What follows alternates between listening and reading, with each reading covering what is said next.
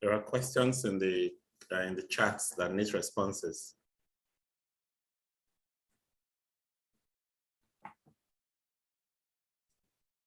We'll be starting in exactly 2 minutes.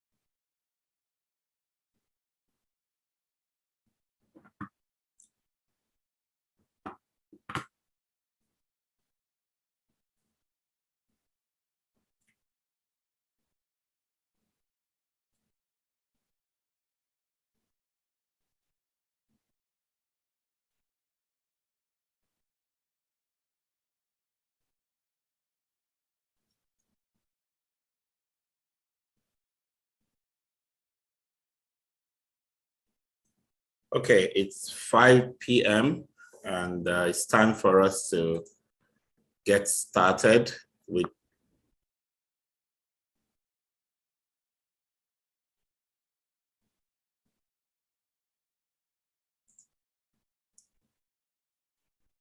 It's 5 p.m. and it's time for us to get started on day 2 of this free facility management training.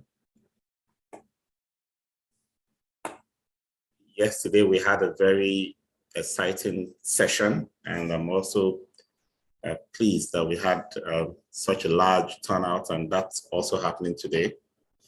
My name is Paul Erubami. I'm a facility manager. I have always worked as a facility manager. I've managed some of the largest facility management portfolios in Nigeria and across the African continent. All certifications and qualifications to practice as a facility manager. And for the last 10 years or so, been developing training content and capacity building for the facility management industry in Nigeria. So it's an exciting thing for me to do, to lead Max-Migold, training a couple of thousands of people so far in the last 5-6 years. And today we are giving out something we do 2-3 times every year, giving back series, where we reach out to the industry and get people into sessions where they can learn and acquire skills in facility management, exposing them to very important competencies that will help them succeed in your career as a facility manager. I've had quite a handful of questions about certificates, about the training materials and the videos of this class. Let me start with the videos. Everyone who has registered for these classes will automatically get an access to watch these sessions again. So that's guaranteed, that's a given. For you to get the materials and the certificates, you will need to do 2 things, actually 3. First, you need to attend the classes. And if you didn't attend all the classes, you should be able to view the videos of all the classes. That's the first thing. The second thing is there's a survey you're going to receive, and that survey has some questions for you to answer that expresses what you have learned. So if you're in this class or watching the video after the class, you need to take notes so you can be able to express yourself on what impact this training has been to you. Then you'll have the ability to pay 10,000 Naira as a token to have the certificate processed and emailed to you. Okay, so those are the three things. You will need to attend the classes virtually or view the classes recording. 2, complete a survey. And 3, make the token payment of 10,000 naira for the certificates and the training materials. Okay, so that's taking that out of the way. Yesterday, we also provided information about our Telegram group, the Facility Management Training Telegram group. That group now has about 1,500 members, and they come from all over the world, where we share training opportunities, work or job opportunities, and we also share best practices. The link for joining the training Telegram group will be shared on the chat. So look for it in the chat. One of the admins will post that right now. Join that group, because that's where we give out information on a regular basis. There's no dull moment in that platform. We also have a Facebook group, Facility Management Training and Services group. Search for it on Facebook. I'm also hoping that we'll be able to drop the link for that here as well, so you can join us in Facebook to carry on the conversations from here. The Facility Management Mastercraft Diploma, which is our flagship training program that has produced an alumni of close to 300 in the last 5 years, is ongoing. And in the month of January, just next month, starting from the 10th, for the first time, we're going to have 2 batches running concurrently. We used to have either a hybrid, virtual and physical, or just a virtual since COVID came in. But for the first time, we'll be having a virtual class running from Mondays, 5 to 7 p.m., Wednesdays, 5 to 7 p.m., and Fridays, 5 to 7 p.m. And we're going to have an alternative group coming for physical classes in our training center at Unila campus every Saturday from 10 to 4 p.m. And these programs will run for 3 months. The link to get more information about the FM Diploma will also be shared in the chat right now, so you can copy it, click and register, and also share it with your friends and associates. It is one program that redefines the career of a facility manager, whether experienced or fresher. Even if it's just the thought of going into the profession you have, that is the comprehensive program that does the trick. It just opens you to all that you need to know, and you become an expert in 3 months. Okay, there's some rigor, so be ready for an exam and be ready to write some projects, do some assessment and assignments.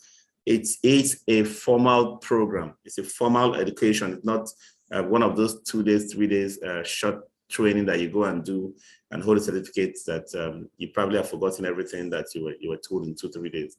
This is really deepening the roots of facility management in you. Max-Migold also have short courses, 2 days training for strategy, 2 days training for projects, facility management projects, 3 days training for facility management operations, 1 day training for generator, plumbing, air conditioning, so many training, strategy, masterclass, 3 days, and so on. They are all on our website. The website for our training is called www.facilitymanagementcourses.com.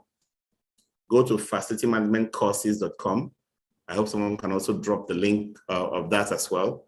Facilitymanagementcourses.com. The first course you'll find there is the FM Diploma course that you can start up right now and make your choice on whether you want to do physical classroom or you want to come online 3 times a week for 2 hours session. So about the management courses, Diploma, and the short courses. We also have a learning management system that has over 150 productivity and desktop productivity courses that you can take. We have them hosted on our Shopify platform, and the link to that soft skills courses and workplace productivity courses will also be shared on our platform. Please share them all in all the links I've mentioned in the chat of this training session, this webinar. Share them in the Telegram group, share them in our Facebook group, and also share them in the Nigeria FM Initiative platforms. Everybody will know that there's a lot going on in FM, and you cannot sit in one spot and not know what's happening around your profession. And you cannot stay without growing yourself as a professional in this industry. That's why we are doing all of this. It's all about growth. It's all about taking a profession out of obscurity. It's all about improvements. 245 attendees.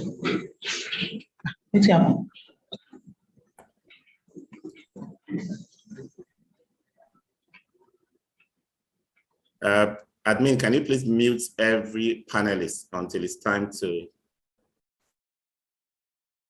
make a presentation?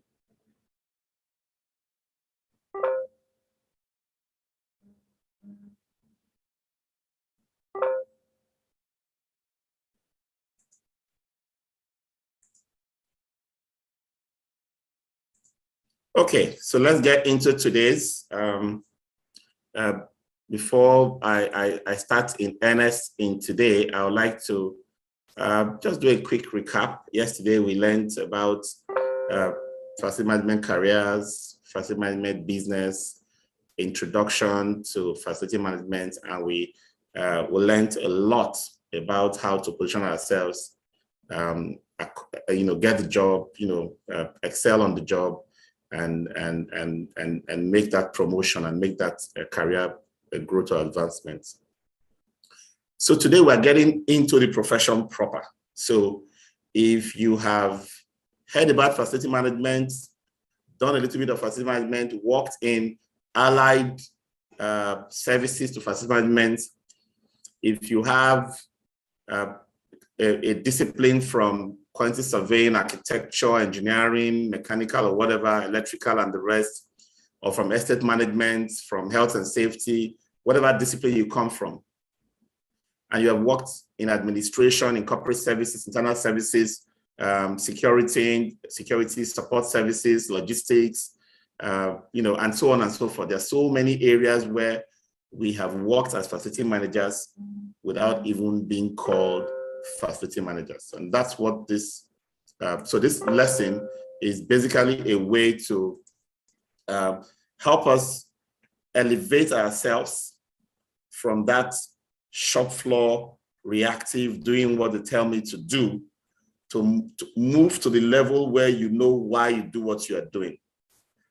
Know exactly how you make impact on your customers and your organization, and then improve in ways that will make your service more noticeable, with higher impact, and give you all the results and promotion you need in your organization. So this is a very important lesson that you cannot miss. And that's why I put out in the chat for all the groups I shared with last night that we are having the best of facility management training happening today. So please sit tight, get your pen and paper out so you can take notes, because you will need those to express what you have learned out of this session. At some point later in the lesson, we're going to invite people who have come out of their spaces, taken the bull by the horn, gone through the diploma, elevated and changed their career completely, and had, now have, basically soaring high in their choosing endeavors. We're going to hear from some of them, just share some of their thoughts for a minute or two as we go on with this webinar. And then we'll get back into the lesson, and then I'll explain the core modules of the FM diploma so that everybody knows, have a glimpse of what we're going to be covering in this diploma that we're starting in a month's time. So in today's lesson, developing FM strategic framework, we're going to be talking about introduction to strategic facility planning, the FM system startup information requirements, steps to developing an FM framework. And here we're going to embed strategies for achieving excellence in FM operations. I think the first question we need to ask ourselves really is why we build. Why do we build? What's the reason for all of these buildings that we put up, right? First thought is people will use the building, so end users. They want to live, work, play, worship, final resting place. And then think about safety, security, the well-being of the users, the aesthetics requirements, functionality of those spaces that we provide for them, and compliance with laws, building codes, because you could decide to put people in a space and be breaking the law if you do not meet certain requirements. So some of the reasons why we build. But the business owners who make all these investments in the infrastructure that we live in, work in, manage, do our business in, they want business returns, investment returns. They want to grow their asset value. And they care about capital planning. Facility managers are at the forefront of ensuring that these can happen for them, right? But then there's a fourth objective. The fourth objective is talking about that scenario where we build and we want to build cheaply. Objective 1, cost effectiveness. We want to build quickly. Objective 2, work within schedule, right? So if you have to project that is 3 years, do it in 3 years. Objective 3, work within scope. We want to deliver our projects and infrastructure developments within scope that's satisfactory to the clients. But the fourth objective is called operational readiness. This is driven by the fact that we build so that people can use the facility. And if we have that in mind, we should consider who will use it, who will maintain it, who will provide value in the long run. Okay, so that's a major focus for us as facility managers. And so that's why we don't want to just get lost in the fact that we have a facility and anybody can do anything he likes by way of management. There is a set standard, there are processes, there's a whole body of knowledge that you need to acquire to be able to manage effectively the assets, the people, integrating them together to ensure that they get the results and the objective they've set out in setting up the facility. Facility management operates as a professional practice at 3 levels. At the bottom is the operational level. This is the level at which most people, before learning about facility management, they react. If something is broken, we go fix it. But proper operational activities requires that you have routine inspections, you have execution for operations and maintenance, you report, you gather data, and you make decisions from those data. At the tactical level, you develop projects and implement those projects. You plan space management, you develop operations plans, maintenance plans, you prepare budgets. And at the strategic level, you create high-level long-term plans, asset lifecycle management, replacements and improvements of core assets, sustainability considerations, emergency preparedness and risk management, all happen at the strategic level. Now, a facility manager should not entirely work at the lower levels of its operation, because it is only at the strategic level that you answer questions like, why am I doing what I'm doing? At the tactical, you can add what. At the operational, you are doing how. So if you know how to do something and you don't know why you're doing it, there is no chance that you're doing it right. And that's exactly why strategic facility planning is very important. So I call this model the big picture. Every business starts at the top, the level at which somebody buys the service of that organization. A business is set up because of a particular stakeholder group called customers. That business strategic planning, in response to the customer's needs and requirements, is at the strategic purpose level.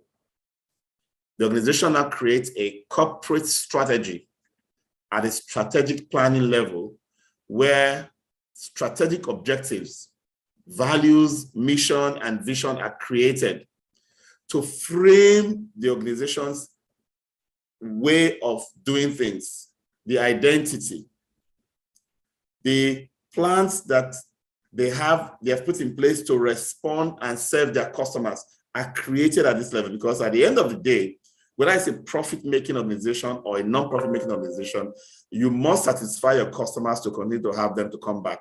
Otherwise, your business will cease to exist. The business units that make up the organization, marketing, IT, operations, production, and the rest, they all need to have strategic business plans. Without strategic business plans, they cannot effectively serve their customers. They cannot implement the corporate strategy. And without being able to implement the corporate strategy, what you have is that the organization will not be able to deliver customer requirements. So in essence, for the organization to be able to deliver customer requirements, every business unit must create a strategic plan. For the facility management department, we create a strategic plan called a strategic facility plan, and a subset of it called the facility master plan or the real estate master plan.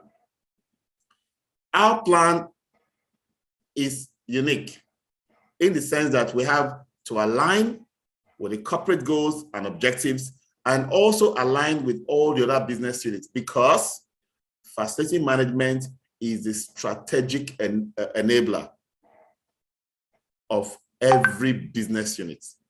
So yesterday I mentioned that we come to work not like them. We don't come to work with them. We come to work for them because of them, right? So we create plans that looks deep into what they want to achieve and put forward, strategies to support that success that the business units and the corporate, the organization at the highest level needs to achieve. It is out of those strategic plans we now come to the level of tactical planning. Most FMs today who have worked as facility managers for 10 years, 20 years, 15 years, probably started at the tactical planning level and probably ended their career and retired, not being able to see above that tactical planning level, where you have an operations plan, you have a maintenance plan, you create budgets every year, you create design plans and construction plans. And for many facility managers, this is high level enough. But what we are saying here is, no, you have to understand why your business exists. You have to understand the kind of customers your business have. You have to understand everything about what management at the highest level is thinking, so that you can create plans that align with them, so that the decisions you make at the tactical planning level will be in alignment, will contribute directly to the strategic objectives. So why do FMs always struggle to show their value to organizations? This is the main reason. Alignment is missing because they don't understand what the organization is trying to do. They don't understand what is working in the head of the MDs and the EDs and the C-suites. They don't know how to translate the strategy they hear from management into tactical plans that can lead to execution, and then reporting and validation of strategy through analysis of data. So what's this strategic facility planning?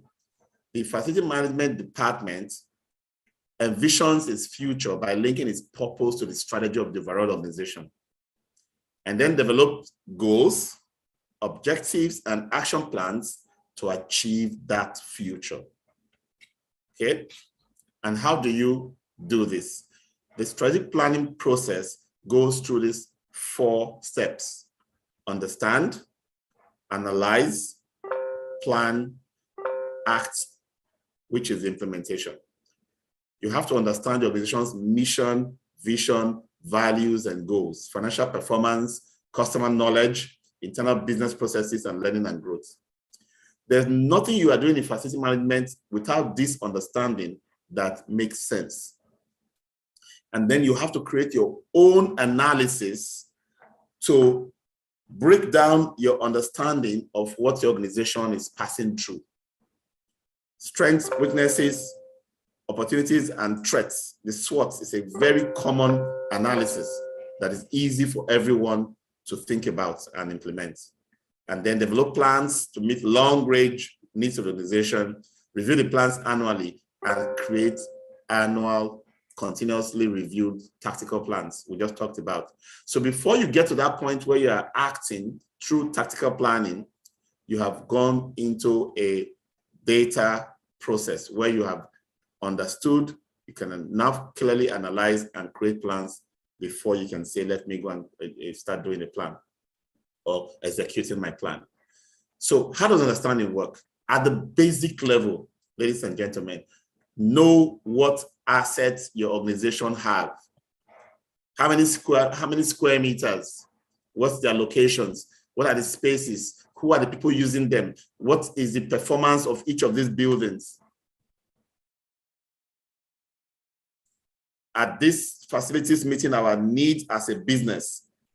Are there things to consider about how the business is going in the future that will make us want to either acquire more space or give up some space?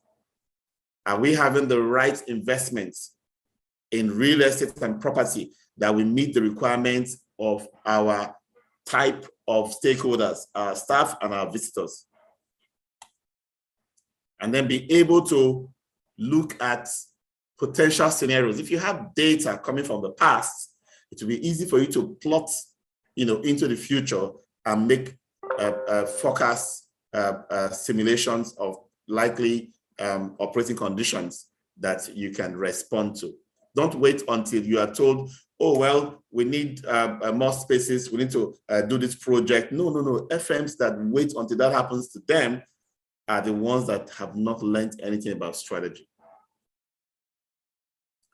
Your internal positive are your strengths, your internal negatives are your weaknesses as an organization. Your external positives are your opportunities, and your external negatives are your threats. Just a simple matrix, a small box like this can help you write down what we are good at as a business, what we are weak at, what are the opportunities out there that we can take advantage of, that we can grow into, what are the threats, competitors, and things happening around us. If an FM thinks that this kind of analysis is above your pay grade, be ready to lose your job, because when the business is beginning to respond and they don't see any reasonable contribution from you, you are going to be the first to be asked. Okay? And then you create a gap analysis because you now see exactly where we are going and you know exactly what you can do to respond. And your plans must be aligned with your understanding of the strategy of the organization. When you're done strategic planning, you have the strategic facility plan and the master plan. And then from these two, you generate or create tactical plans, which we call the annual plans. The budget is a typical example of a tactical plan. So just imagine how many times you have done budgets. You've done budgets without having any strategic plan to anchor your budget on. That budget is no use. It's of no use. And of course, we accept them. We work with them. Doesn't mean that we can't do better. Okay? The strategic facility plan is made up of statement of facility objectives, risk analysis of options, sustainability analysis, sources and uses of funds, operating expense analysis, return on investment, net present value, internal rate of return. These are all financial analysis, payback period, life cycle cost analysis, and cost benefit ratings of alternatives and recommendation with clearly stated assumptions. What you're doing here is you are looking at your entire organization's facility as a portfolio, and you are taking long-term, long-range decisions and plans that will be superimposed on every location you are trying to create a project or a new branch or a new campus of. And then the master plan is also what we call the site plan. It's one location, the site plan of that location, how that site will generate a flow between all stakeholders, visitors, and workers in that space, and how you're going to use that space over time to grow, whether it's going to be built in phases or whether you're going to have future plans to expand and so on and so forth, needs to be built into your facility master plan until you have the perfect facility that meets the needs of your organization. And then you create your plans to act, which are usually, what is the output of strategy? A new space, an altered or configured space. And then you have projects that you develop out of this to implement what your decisions and the approvals you've gotten for your strategy relates to. For a typical facility, and this may surprise a lot of people, you think that as at the time you finish building, you have spent a lot of money. Just like yesterday, I mentioned to you that real estate costs, property costs, facility costs is the second highest overhead expense category in most organizations. Just behind salaries of the workers who work in the organization. And this is another shocker. By the time you see that massive edifice that has been built and you hear the billions that have gone into it, I think it's okay to say it's okay for the owners and developers to, heave a sigh of relief and say, oh, we finally did it. But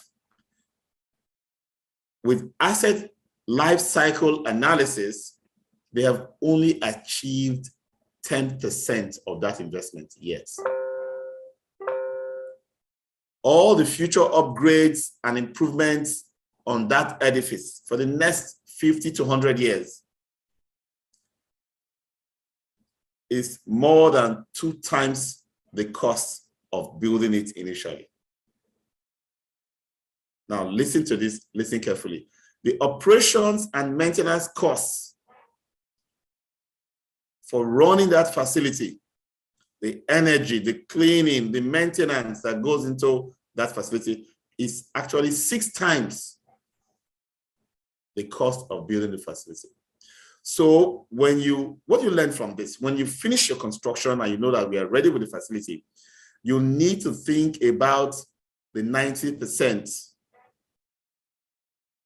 that have not yet been invested. And so while you begin to use the assets, get value from the assets, you must keep a reserve on an ongoing basis, because this 10% in an ideal situation with proper planning should be able to yield enough revenue to cover this additional 90% of costs over its useful life, plus profits for the owners of the assets. And that is the thinking that I want us to have. That an asset is not just to be built, occupied, and then overnight allowed to run down.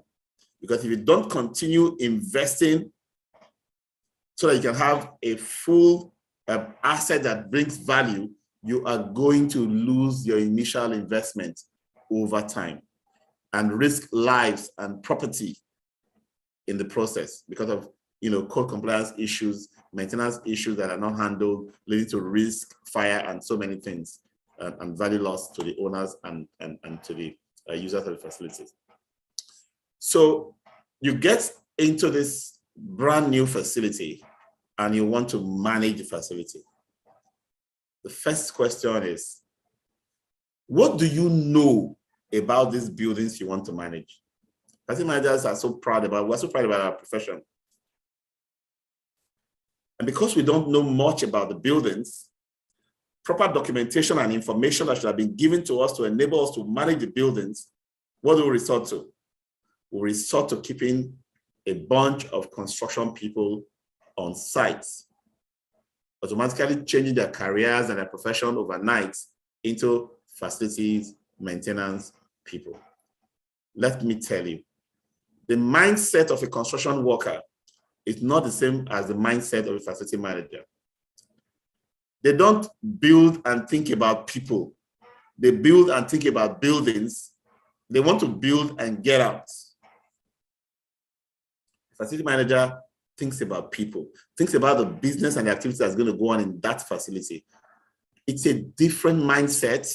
It's a different skill set requirement. It's a different set of information to manage, requirement to manage.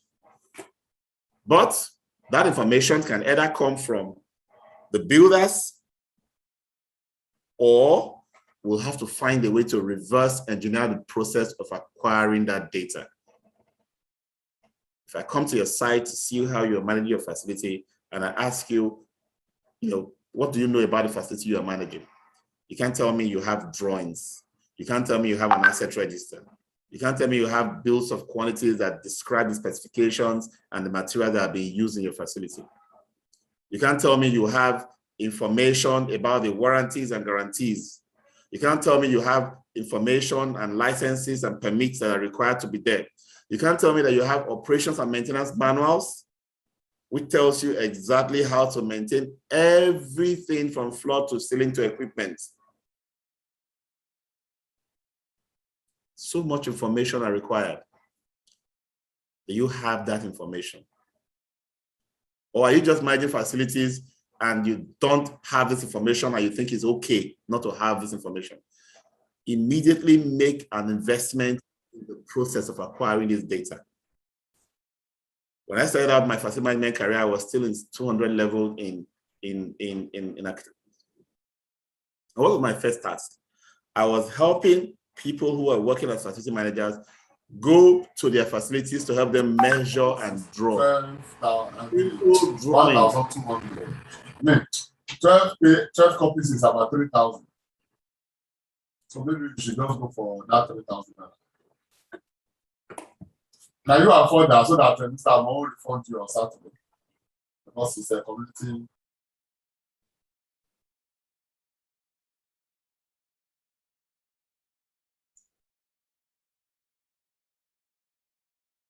All right. I would expect our panelists to stay muted if they want to speak so that we don't have distraction again. Okay, so if you don't have the information, I'll come in, I'll do the measurements, and I'll do sketches, and I'll do a material schedule to tell you what kind of materials you have in your building. There's a cost to it, but it makes your life easy because when you want to scope maintenance, you end up calling contractors to come and do their own measurements and scope for you. You cannot compare orange to apple and get the best result or get the best price. You can't take decisions about system issues that are giving you faults or malfunctions because you don't know exactly how things run. You don't have information. You don't have specifications for the various components that make up your facility. So you can't even, send out a request for proposal, a request for quotation to vendors because you can't specify correctly. These are things that are information you're supposed to have on ground so that you can manage the facilities properly. Your operations and maintenance manuals are supposed to tell you What are the manufacturer's recommendation? What are the connections between different components in the system and how they can likely fail? So you can prepare your maintenance plan based on a maintenance strategy that responds to failure patterns in your equipment.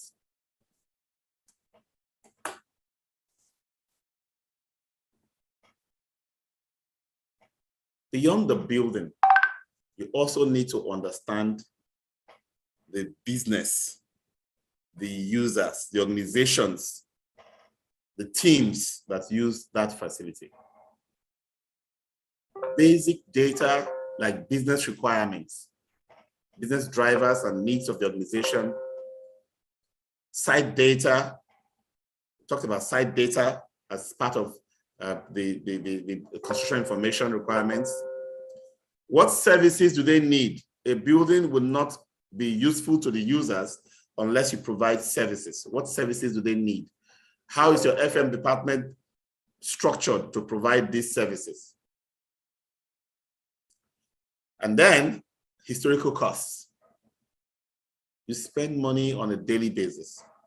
There must be a way to track and trend these funds you're spending. There must be some metrics for measuring your performance, whether you're giving best value in your spending judgments. And then key performance indicators. These are indicators of criticality or relevance of your services to the organization. How well are you doing with customer service? If customer satisfaction is dwindling, how do you track this? How do you even know that you're satisfying your customers or you are not? And then when there are issues, you start asking, has this happened before? Should there be information? Should there be data about what has happened before? Yes, because you can learn from what has happened before, how they were dealt with. So you don't make the same mistakes again. If there are vendors that have worked in the facility, as you're taking over the facility, get to know them, get a sense of the history of what has happened. You need to be on top of your utilities. How much are you spending now compared to the past? How does this measure up with the users of the facility and the value they're getting from it? And then you need to also think about emergency planning, risk management. If there's an emergency in your facility today, what plan do you have in place? Will your business suddenly go out of operation because of a facility hazard? There's so many things you need to consider as a facility manager. So we no longer want facility managers to operate at the tactical level. So you get trained, so you can learn, get the tools to start thinking and operating at a strategic level, such that when construction projects are being initiated, you are invited because there are some knowledge you have, there are some skills you have that will help to represent the future users and the owner's value. Things like sustainability considerations, maintainability issues, compliance issues, and user welfare can be brought to the fore during construction, from planning to design to construction, through testing, commissioning, and handover, so that the FM always has an input at every level, instead of waiting to receive whatever is handed back to us. Facility management works at 3 key levels, or at least manages people, manages the place, manages the process for providing results to these people. And that's what we are learning. And we use technology. We have to continuously stay ahead of the curve. And I said that a lot in FM business and FM careers yesterday. You need to understand the value of technology to what we're doing. Data and automation are the key things with technology. I'm going to go into key strategies for excellence in operations. And I'll take a little break to invite our panelists, and I'll have them tell us about their FM journey. Tell us about why the FM career has made a difference to them. Tell us about impacts that they make in the service they deliver to the organizations that they currently serve. And as soon as they are done, I'm going to have the FM Mastercraft Diploma modules brought up for us to review quickly. And then we'll come back to these all important aspects. If you are a facility manager, an admin officer, somebody working in providing services in the business environment, you can't miss these strategies I'm going to share with you. Okay, so please hang on, and I'm going to get the panelists up now.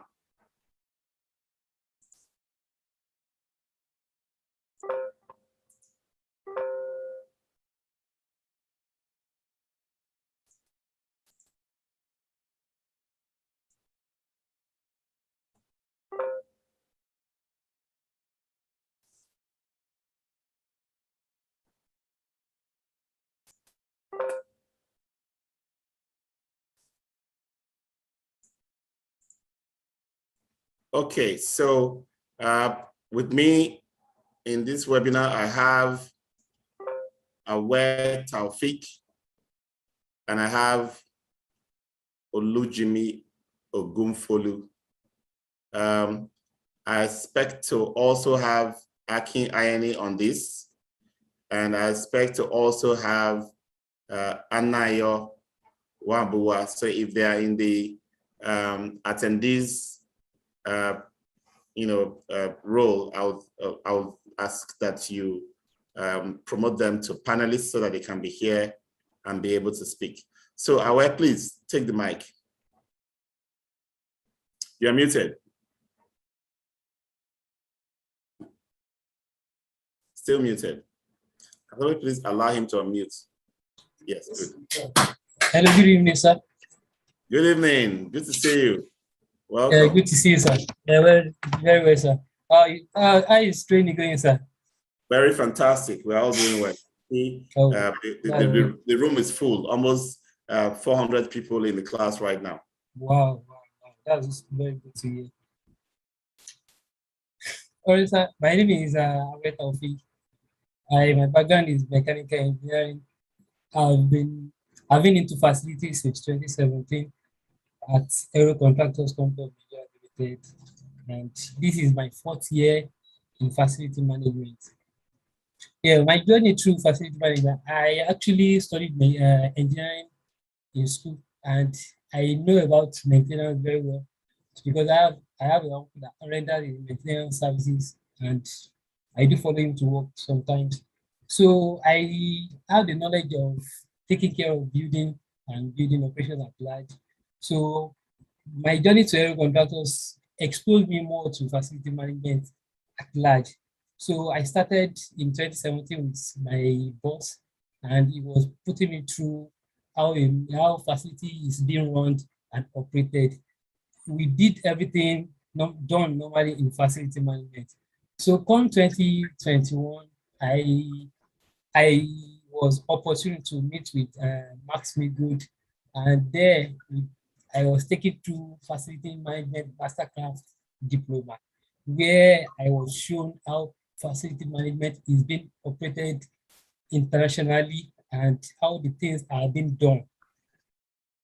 The things are being done, the regular terms being used, the necessary and the most important things you have to figure out in facility management, such as facility condition assessment, how to do your facility condition assessment, owning an asset register, what entails and what should be in an asset register, and everything about your assets, the things you work with every day, how you do them.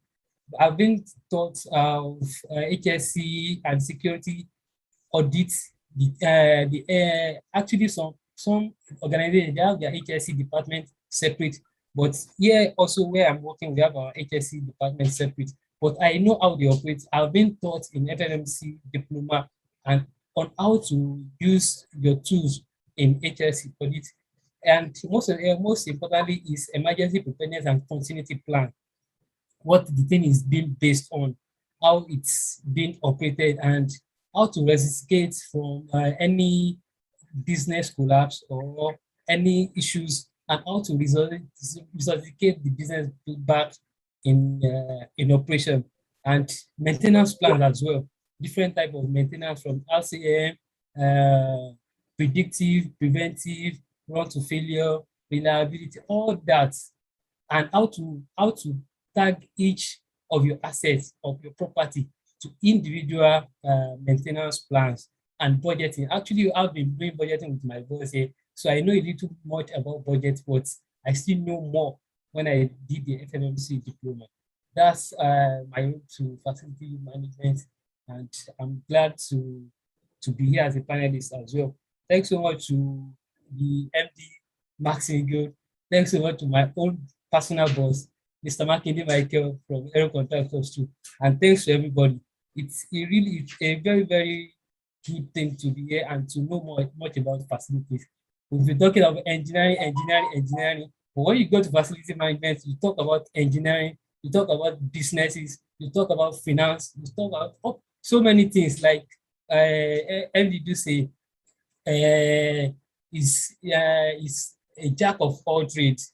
You know everything incorporated in. Thanks so much. Nice to be here, sir. Thank you so much, Awe. That was fantastic. Good to see you and hear from you. And congratulations on your coming graduation on the FMMC. And I need to let everybody know on the 11th of December at the Nest Innovation Hub at #1 Hughes Street in Yaba, we are having the 2021 graduation. It's a big deal. And if you've signed up for the FM diploma, you have your automatic invitation to that graduation ceremony. Just come and enjoy and dine with us. Okay, but please sign up and then you're welcome. Thank you, Awe. That was a good one. Let's hear from Olujimi Ogunfolu. Good evening, everybody. Good evening. And Mr. Paul, I really appreciate the opportunity given for me to be able to share my experience with Max-Migold. My name is Ogunfolu Olujimi. I have a background in anatomy, which is quite different from facility management, but I get to learn along the line that facility management is a discipline that is multidisciplinary. Different people need to come together in FM space, which I showed interest around 2014, and I started FM in 2015 as a career, which along the line, I felt I need to develop myself, and I had to go to internet and search. That's where I get to know about Max-Migold, which I joined the training in 2018. And I have a Mastercraft certificate with Max-Migold. And the key things I take away from the class is I really appreciate the few trips that we did then during my time, because we are taken to some places that we could see things on site. We had physical process on AC, where we are taken to this place in Yaba where we see AC parts. We could identify compressor things that AC part that not just technician will just tell you this thing is bad. We could see it physically, and we are run through it physically, how this works, how this equipment had been changed and the requirement that are necessary for those equipment, which I really appreciate that field trip, as well as the trip to the Union Bank head office as well in Marina, which is something that was very insightful for me then, because we went through all the building, and we are put through a lot of process, how the generators are being run, the synchronization of the generators and things like that. I think the essence of things like that is just for us to know and feel the importance of FM, and for us to be able to identify most of those things, which is something I really appreciate. Another few trips that we had during my time. And the key thing I took away from this course is I learned to understand from Mr. Paul that FM role is what mainly we call management by working around. And ever since, I really key into that, because it's when you move around your building most times you get to see this thing. and he lay emphasis on a good FM should be more proactive. You should have less of reactive things to get done. So, and how could you be more proactive? It's not for you just to sit down in your space and be comfortable. You need to practice what we call management by walking around, moving around your building often, and get to know your space very well. So that will be able to make you someone that is more proactive in terms of management of your space.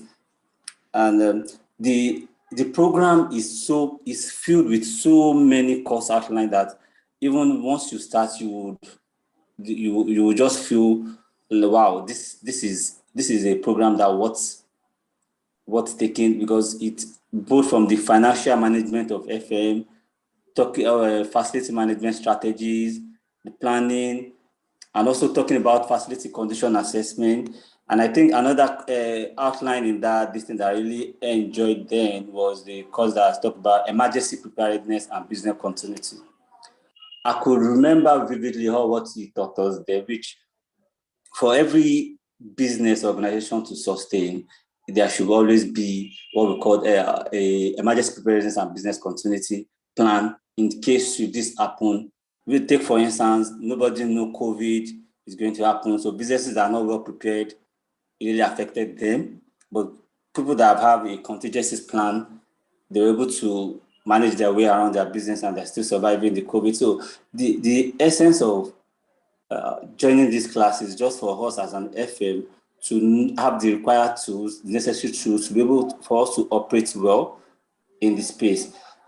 And mind you, this FM industry, it's something that the people that are at the top now, they are getting, let me say, they're getting old. So within some spaces of years, we that are still coming, we need to fill up those gaps.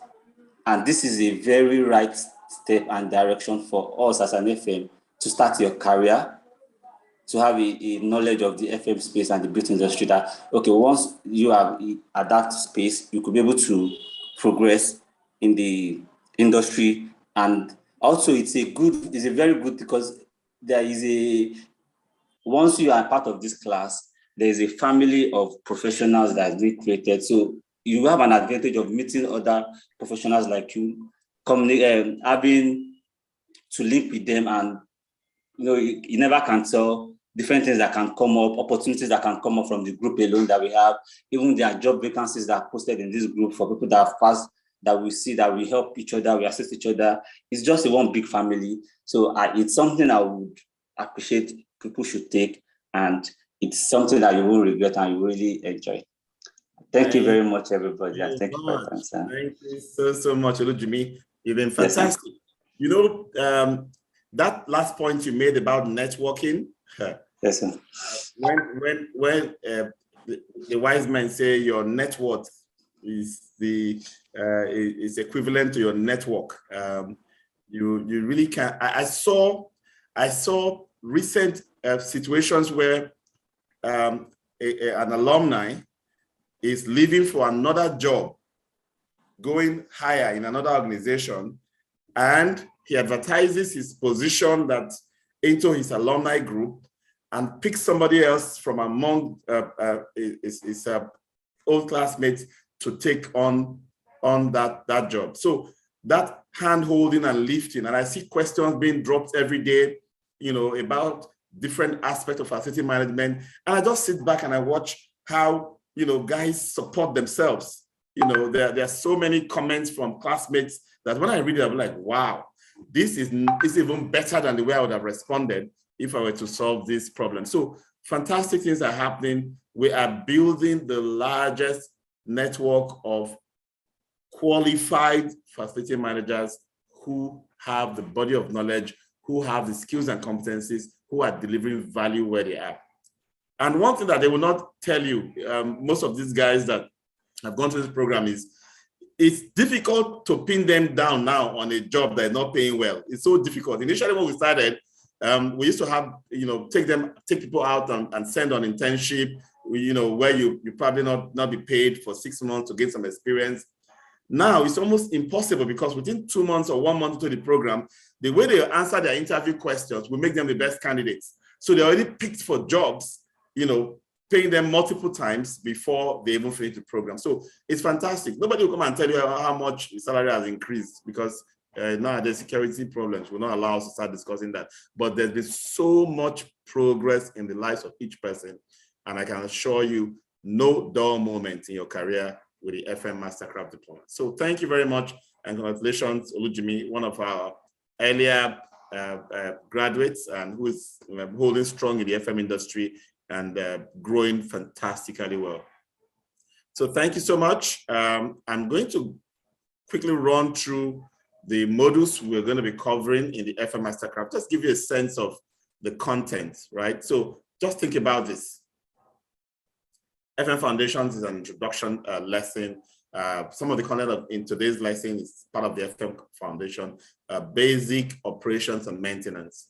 The FM career course, what should you be looking at? We start early in the beginning to talk about your career. Don't just come into the course and say, I'm here to learn. No, you have to have a plan from the beginning as to where you want to drive your career from here. And I can tell you that I've had some people come to the class, very matured, advanced MDs of companies, come into the class, after one or two classes and start asking questions like, why did I waste so many years? Why did it take me so long to find something this valuable, right? So you plan a career from the beginning, be able to make an impact in your organization. Business case presentation is how you present yourself, how you work professionally to do business cases that make management to give you approvals.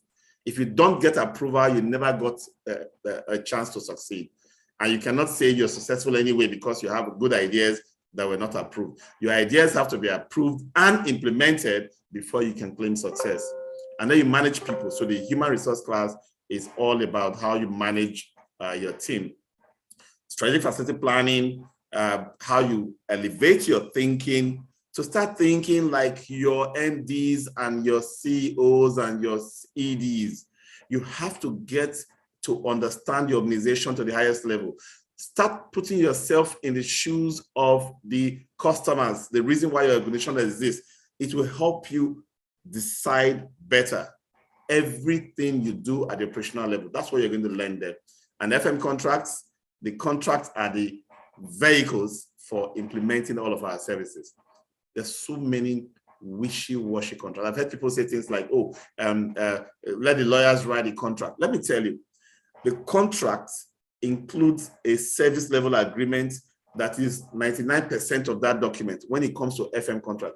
And the entire content of an SLA comes from the professionals in the field. So you, the FM, should be the one developing and drafting your contract. You must understand how to define your problem. You must understand how to define and break down the scope of work that's required to solve the problem. And you must know what it would take from a contractor to deliver it. So you can have performance measures and service level expectations built into it. That is a big class that you need to attend. And the customer service.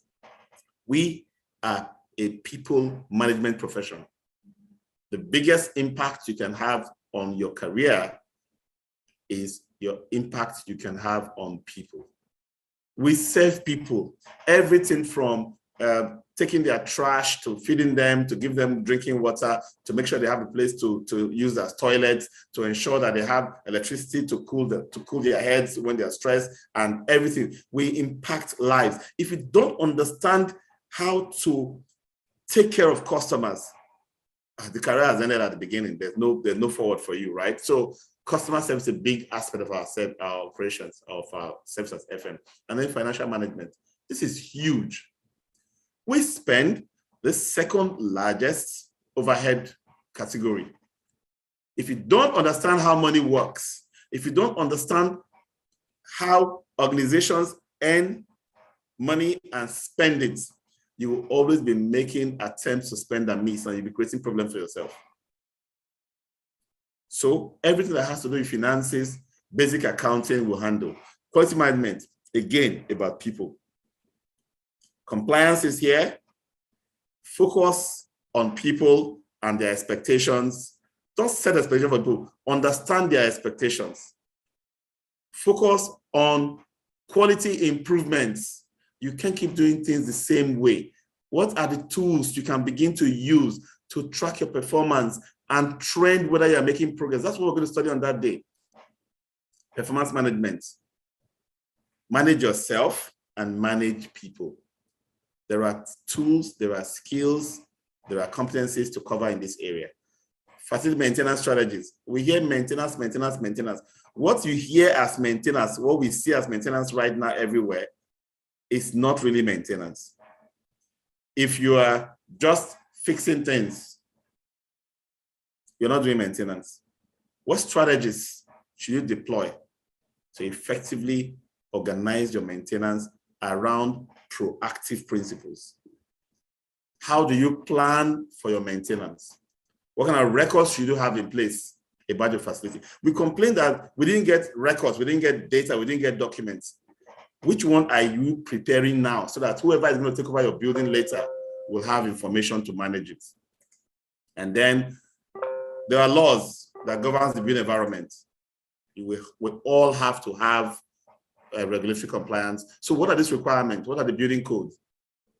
Design, build, commissioning, we're going to look at the construction, the development cycle, and how we can impact that cycle, how we can contribute to it. Then asset management. What do I own? In what condition are they? And what are the characteristics and features of the assets I own? What are the parts and components that make them? How can I track and give account of the assets I manage? Everything from equipment to spaces, we need to be able to account for the value they are giving to the organization. And then sustainability. The FM is responsible for the built environment, which is a contributor almost 50% to global warming in terms of energy consumption and waste generation. Sustainability is a big aspect. And sustainability also helps us reduce costs and make our business survive beyond just the startup or just the few years that they struggle. We can determine whether our businesses and organizations can be sustainable or not. Health and safety, big aspect, and I talked about that a while ago. Building electrical maintenance. I'm a facility manager. I'm not a technician, but a technician cannot fool me, because all that I need to know to be able to master electrical and supervise that technician, I need to have that information. I need to know all of those troubleshooting tricks. So this is an amazing class that you can't miss. Air conditioning. You know that if somebody is uncomfortable, the brain starts working upside down. They become irritable. They become irritated. They become, you can't get anything good out of them. So every time you don't understand what provides comfort, bodily comfort, you are creating stress and you are killing the productivity of your organization. It's not about engineering. This is about understanding comfort cooling and how to provide it. What are the issues that you may have? Project management, information management, plumbing maintenance, building fabric and structural maintenance. You have all parts of your buildings in your care. And you cannot say, when you see something that is about to go wrong, you cannot tell the difference. That's what we're going to cover there. And then firefighting systems, cleaning. Cleaning is a very soft point. It's touchy. If somebody says, oh, I love this office, I love to work here, it's probably just talking about the ambience, the feel you get. And much of that can come from cleaning. Even organizations that charge premium, that you perceive as high quality environments, that you can't even go and start negotiating for their product or their service and start pricing it down. Facility management has a lot to play in how they have been elevated to become premium and high value position. And then your gardening, landscaping, and waste management, what do you need to learn there? Workplace hospitality services, occupant services, how to start an FM business, and workplace productivity. Many people don't know that the job they're looking for is right next to them. They don't know how to find it. Some have jobs today and they lose it almost as quickly as somebody loses anything. What is it that you need to learn about starting, finding a job, staying in it, getting promoted, and moving on along your career path? Most people don't have a career path. They never created one. You hear things like, I'm looking for work. You know, if you have anything for me to do, please, I will do it. I'm a fast learner. I am this. That is, you know, we don't encourage such things. You need to know exactly where you're going with your career. And when you do have a job, what is it that an employer sees in you to say, this guy is a valuable contributor? Many don't know. They just think that when you go to work and you answer yes, sir, and you do all the things you've been asked to do, then they'll say, yes, you are top, you are doing well. No, there are specific performance requirements when you are productive in the workplace for you to know you are successful. Okay, so that's an intro into the FM Mastercraft Diploma. And like Jimmy said, you have ample opportunities to go out and see some of these things we are talking about, right? So you can actually relate with what you are being taught in class, okay? You can easily relate with them because you will take you to sites where you can see them for real, okay?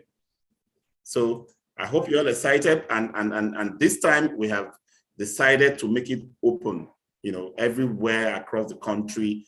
You can be a member of this program. You don't need to come to Lagos, okay? In fact, the physical class is going to be very limited. We can't admit too many into that class because of physical distancing requirements during this period. So the virtual class is going to be a massive opportunity to get everybody. And this is how the experience is going to be. Okay, now, the difference is that in this case, you're in a webinar where I have to, you know, bring you up to the panel to make a comment or ask a question. But in the class, everybody are panelists. We're all members of that room. We're all going to be able to see ourselves, ask questions, discuss. It's almost as if you are in the same room. So prepare yourself. And then for those who have questions, I know you have, you know, quite a handful, please write them in the chat. If you didn't get an answer from the moderators of this webinar, you know, you'll also be given a chance to ask the question, you know, voice it out and show us your video and ask your question real time, live at the end of this lesson, as I'm going to continue now. So, facility operations execution strategy. Facility management is a teamwork. You work with people. So you must plan on how to have the right kind of people, the right number to meet your requirements for today, and have people on standby for your future manpower requirements. I do interviews all the time. Not because I have all that vacancies all the time. I just use that to meet with people, and I have people I call up to say, there's an opening, there's an opportunity, are you ready? It's not that time when the opportunity comes and I start looking for people. You must know your customers. You must know exactly their expectations. If you ignore your customers, you are actually being a very, very bad facility manager. And that is not something I recommend for anybody. You cannot assume that the customers are all supposed to be alike and whatever you give them is what they will take. No, you need to understand who they are. And customers are not often that category of people you think they are. Sometimes the Oga Madam you are thinking is the customer might not really be the one making judgment about your service. It might be the house help. So be careful in understanding occupants' requirements. Expectations could be timely response, proactive approach to problem solving, timely resolution of identified problem. You know, some customers are happy to tell you that they've observed something wrong with the service you're providing. And they're also happy to see you respond to deal with them. But there are many customers that are already irritated and annoyed by the fact that you waited for them to notice that something was wrong. You have to know those two different kinds of customers. Some of us overpromise and then underdeliver. You're killing your reputation. You are casting aspersion on yourself because you now are telling the world or your customers that you're a liar. You come 5 minutes to an appointment, you call 5 minutes to an appointment to say you can't make it, when you knew 30 minutes ago that you can't make it. Or you come 10 minutes late and you feel you want to be commended for coming on time. You must have care, respect, and courtesy for your customers.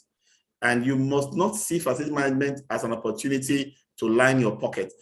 Most of the cost overruns, most of the excess charges and costs we pass to customers are not really value-adding charges.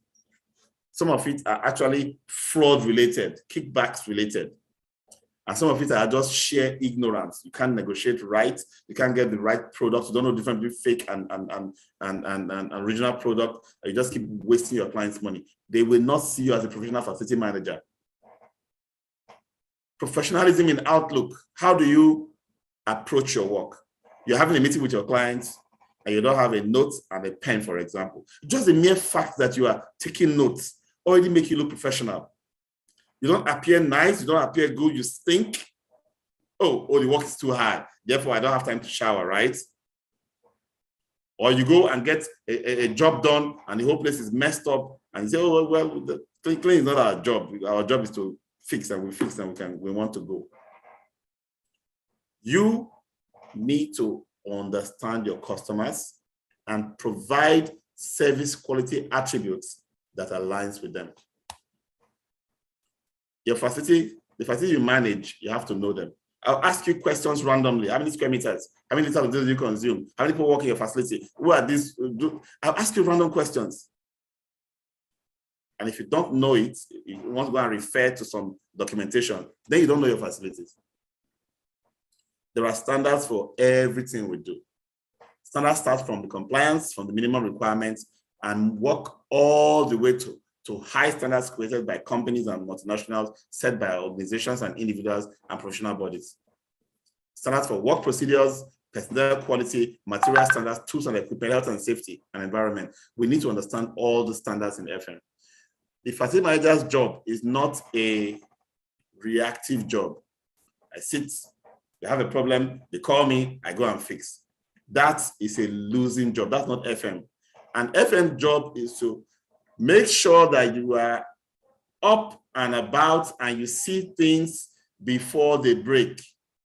You document, you correct. That's basically what FM is about.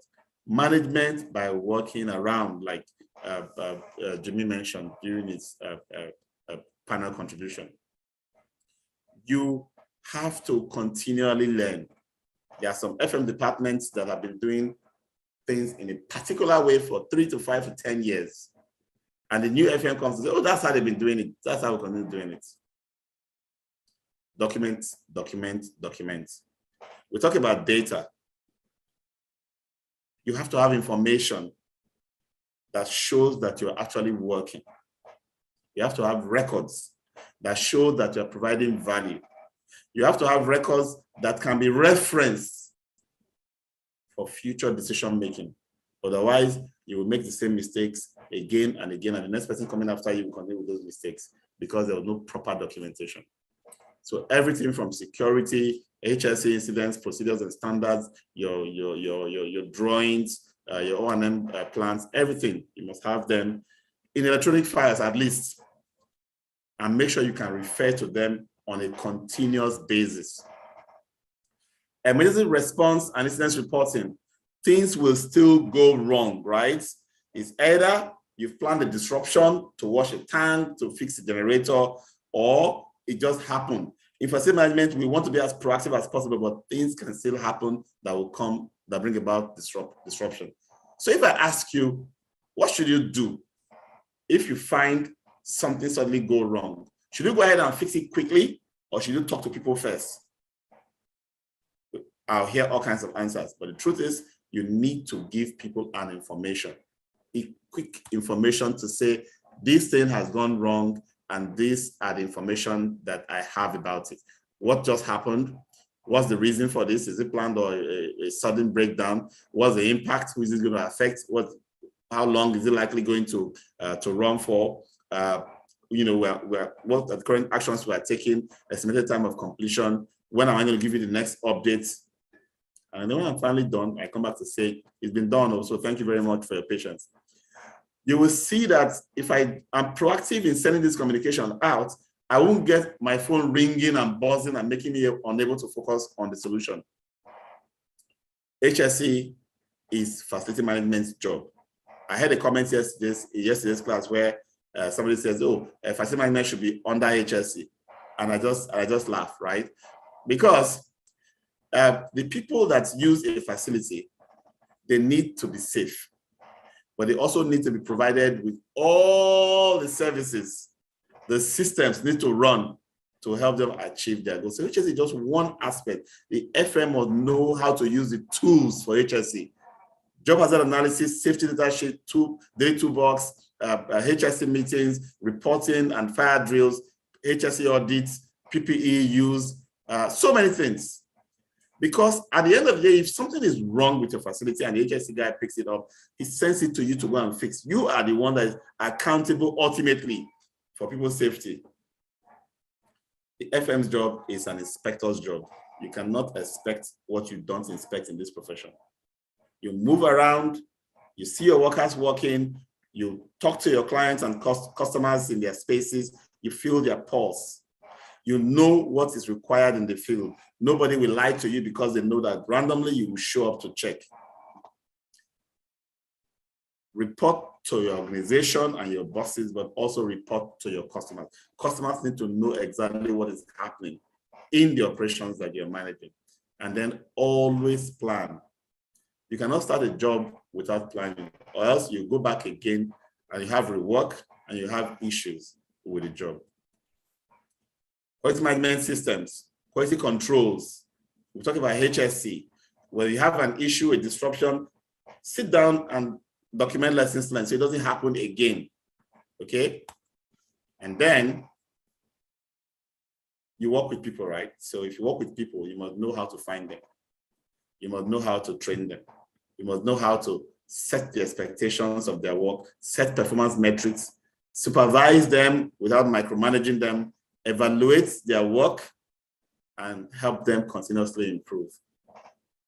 You can't leave someone to his device in a profession and say, he proved that he came here and telling me he was a plumber, so he's been employed, go and do plumbing work for me. I need to ensure he's the right person who understands what I'm trying to achieve. Otherwise, he'll go and piss off one of my clients and do something nasty that will lead to even problems that are not, you may think it's not facility management. When your clients or your users are angry because of the behavior of the wrong staff you brought, you see how complicated your life can become. Many of you don't know why service charge is not being paid by some people, or why some people who pay service charge before stop suddenly paying, or they start paying you in trickles and start holding their funds to themselves. And so many things can happen just because you have the wrong foot soldiers in front of them. And you think, oh, anytime I come and apologize and tell them, oh, sorry, it's not my fault, it's my technician. They're so ignorant and they're so this and that. You're just telling them who you are, how poorly you are in managing your workers. Starts with a job description that tells what the job will entail. Without a job description, of course, a job could be anything. Succession planning. There should be people on backup to replace those on the main operations. And there are people on your team should know exactly what the next level will be for them. Of course, because you have created a system that helps you transfer skills down so that others can see that if they acquire these skills, they too can become like you at some point. When managing people, think about the impact you have on them. Are you always criticizing every negative without ever picking something good somebody has done? So we say catch people doing things right.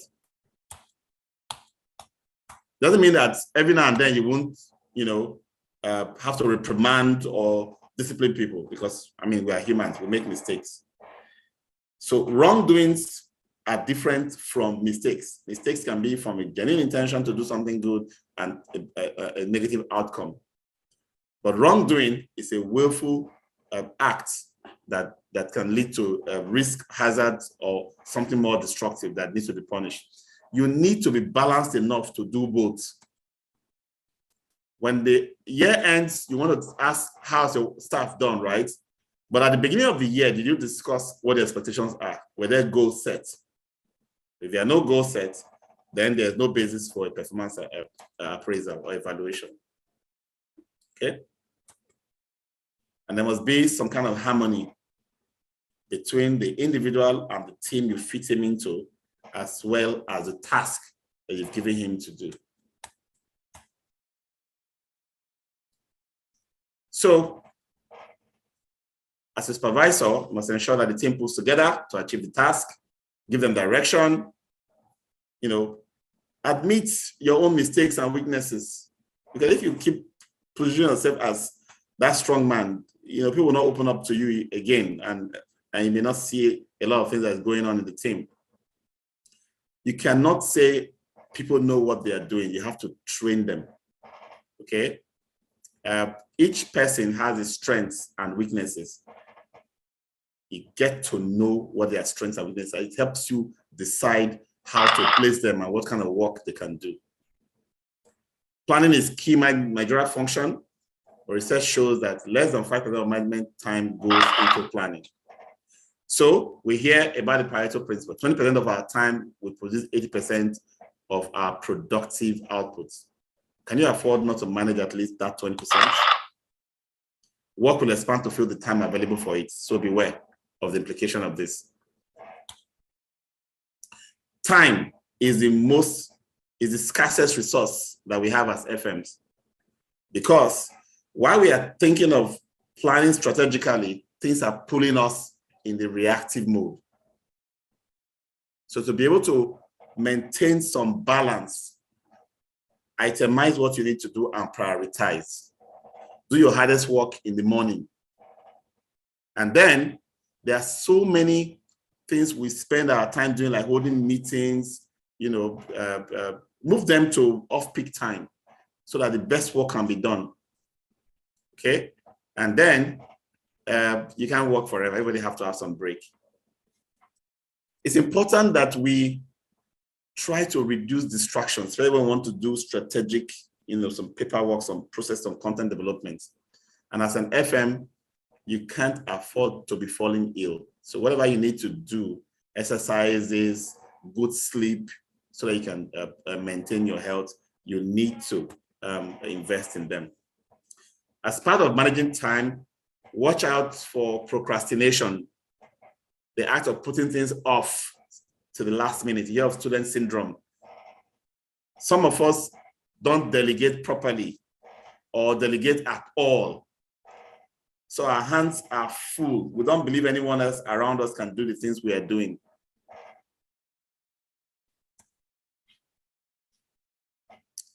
Learn to use this matrix to be able to filter out noise from around you.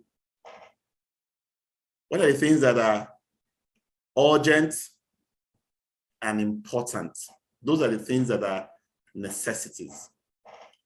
But the things that are important and not urgent are the most crucial. That's where you should stay. They are your proactive activities. Things you settle down to do without being under pressure. So if you've taken off your proactive, then the next category is your necessity, the urgent and important. Deadlines that are coming, things that you must deliver. But you see that urgent and not important, as well as not urgent and not important, have very little activity in that area. Your phone rings, one buzz, you check who.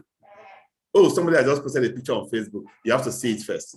You can waste half your day just following those buzzes on your phone, and you won't know exactly what's happening. Or a call comes, and the person on the other end does not know that you have work to deliver, and he's just talking and talking and talking, and you don't have the presence of mind to say, I'm actually in the middle of a task. And you say, oh, my life is stressed. Most of the stress we have in our works today are self-imposed. They're self-imposed.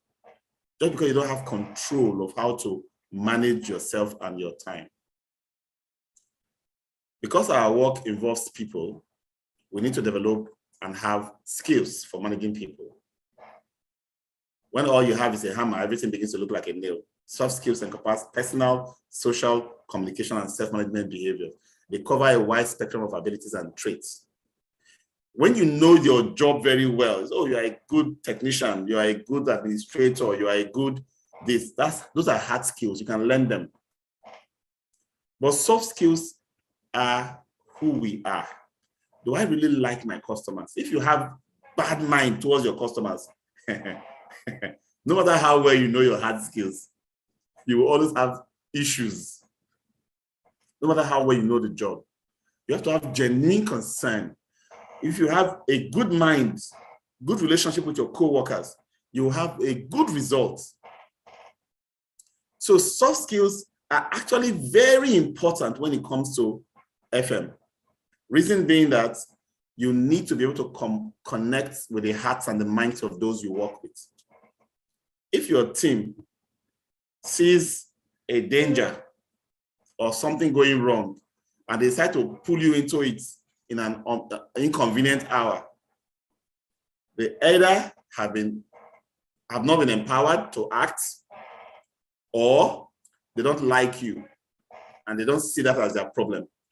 So they will get you back into the problem that they found. But if you are a good facility manager and you can connect, you can learn, good relationships, and you can be trusted not to line your pockets with official resources, and you have habits that show that you love the work and you are committed to it, even the things you don't know will be brought to your knowledge.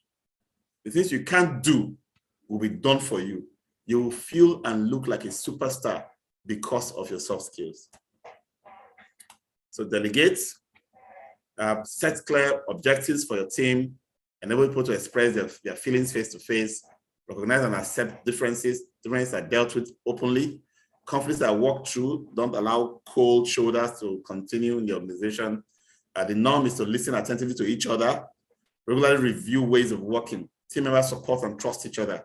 Clear structure of communicating and conducting meetings. Clear procedures for planning. Resources are allocated in advance to agree priority needs. Not assuming you are right and others are wrong. Allowing space and time for the team to get to know each other, and being honest with yourself and with others will help your team to be effective. As a leader, as a manager, you are not an automatic leader. You're not an automatic leader. Leadership requires that you can sow a seed in the hearts of people so that they can own the vision that you have shared with them and they can run on their own. If you have a winning team, they'll be more engaged. They'll give you more feedback. They will give you more ideas on how we can improve. They will be less absent. There'll be fewer conflicts between them and less turnover. People leave in and you have to hire and fire. There will increase staff productivity. Your cost for attending to sickness and other things will go down, and your staff will be happier overall, including the fact that you reduce accidents. To achieve this, you want to implement quality principles.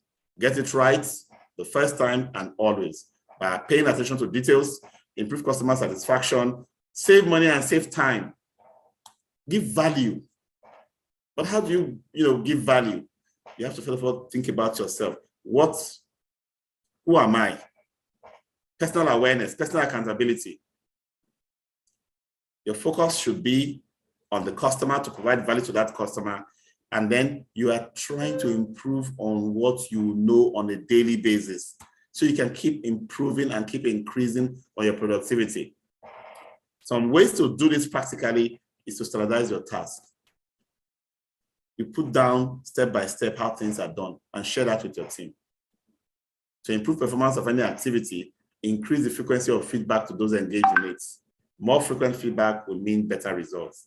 Thomas Monson said, when performance is measured, performance improves. When performance is measured and reported, the rate of improvement accelerates. If you are not generating reports that can be tracked and trended to show whether you're making progress or not, that job is useless. Even if you're not asked to give reports, find something to generate data about your performance. Because the question will be asked one day, what do you really do? What value do you even add? You know, but we have people in the front, the cleaners, the security guards, the artisans who go to maintain. These are people that the customers meet on a regular basis. If you treat them like trash, they will treat your customers like trash. And your customers will perceive your entire department as trash. Treat your employees as they would want to be treated, with open communication as to what work and quality standards are expected of them, in such a way that they feel valued and an important part of your FM operation. Treat them with courtesy and respect. They're humans, they have families, they have blood running through their veins. Don't insult people. As individuals whom you can give praise and feedback to, as individuals you can be open and direct with, respectful. If they have done something wrong, you can still respectfully correct them.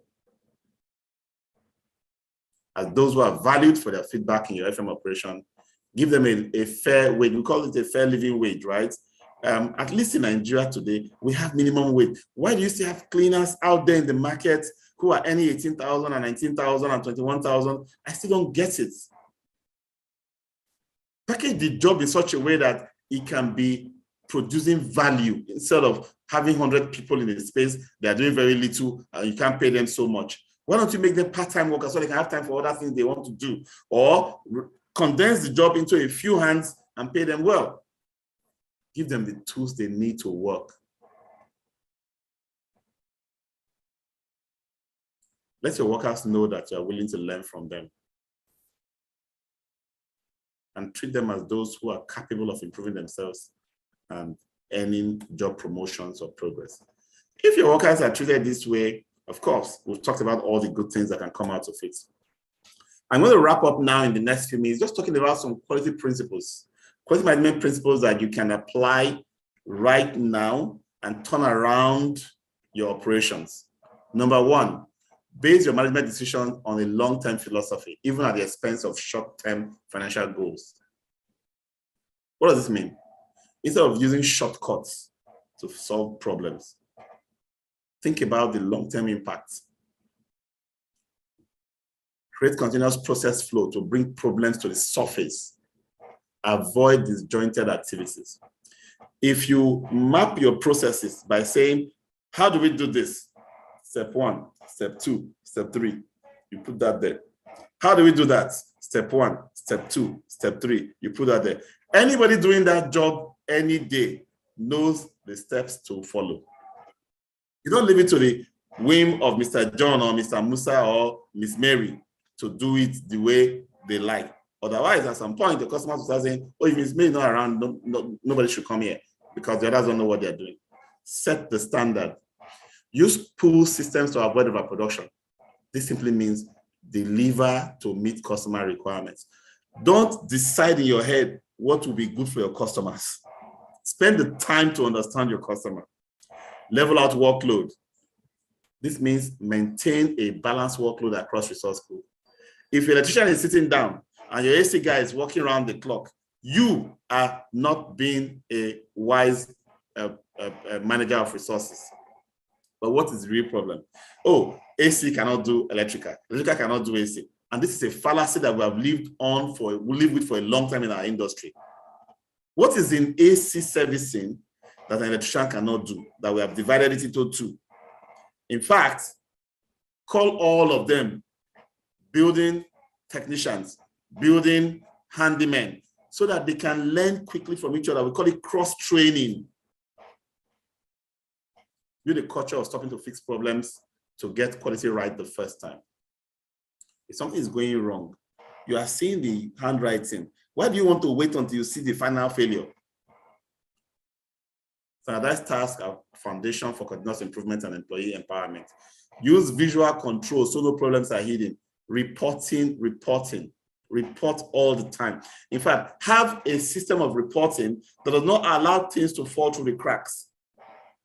I can have a single report that you will be putting all your input forever. And I'm seeing your past. I'm seeing exactly what has happened so far. So there's nothing dropping. You can't report something today, and I'm trying to rack my head around to see if that is still something you're finishing. No.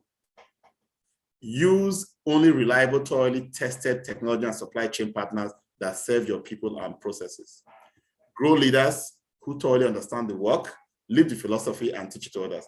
You see, in all these operations where you have somebody that, if he's not there, this will not work. He's the only person that can do this. Look, if I give you chance to open up and let others see what you are doing, and so that they can be able to learn from you, and you do not, I'll kick you out. That's my philosophy.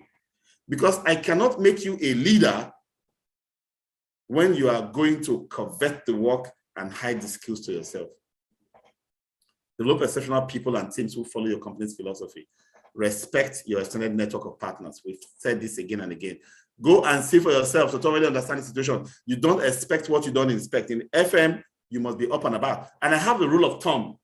You must be up on your feet at least 50% of your time in a day, which means you can't be in office bound for more than 4 hours if you have an 8-hour day.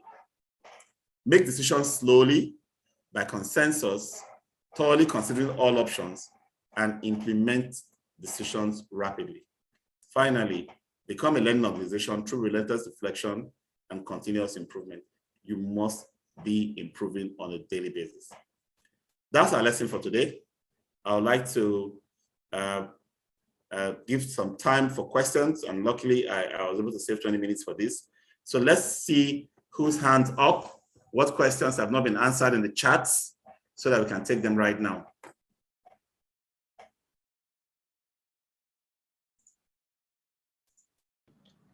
I think most of the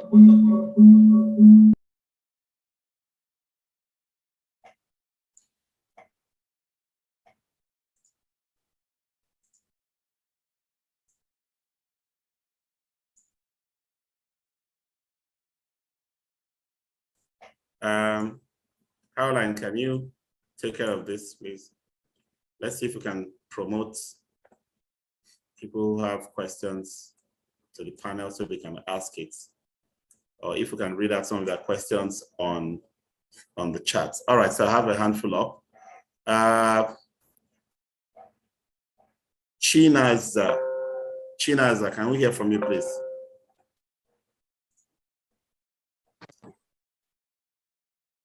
You're still muted.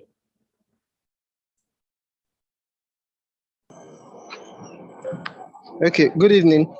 Good evening. Yeah, good evening, everyone. I'm a student.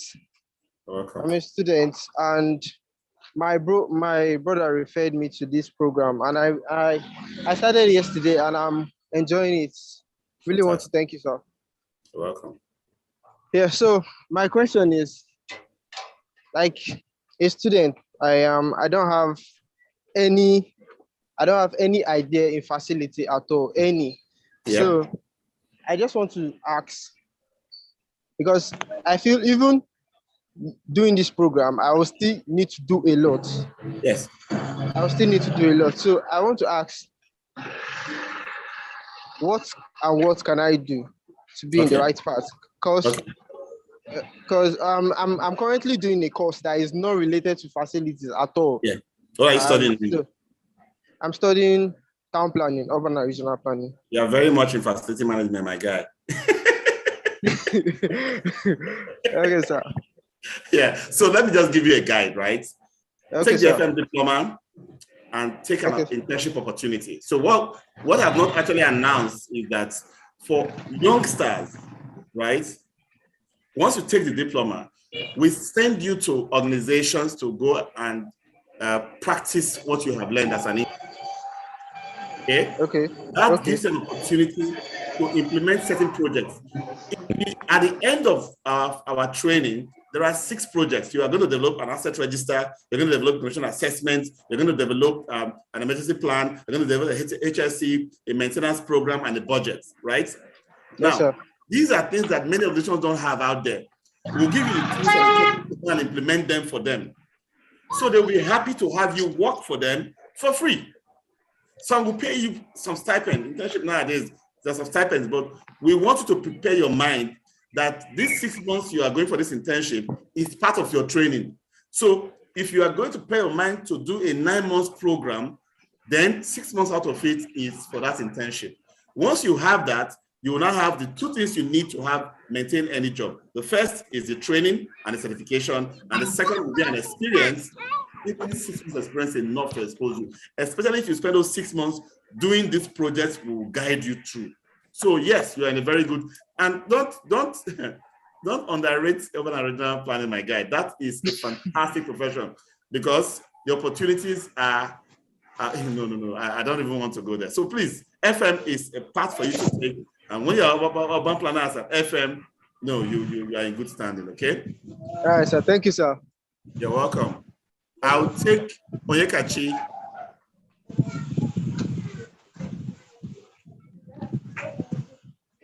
Good evening, sir.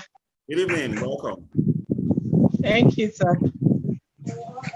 No, I didn't have a new question. I just joined the class. Okay, I saw your hand up. All right, let's hear from Prince Will.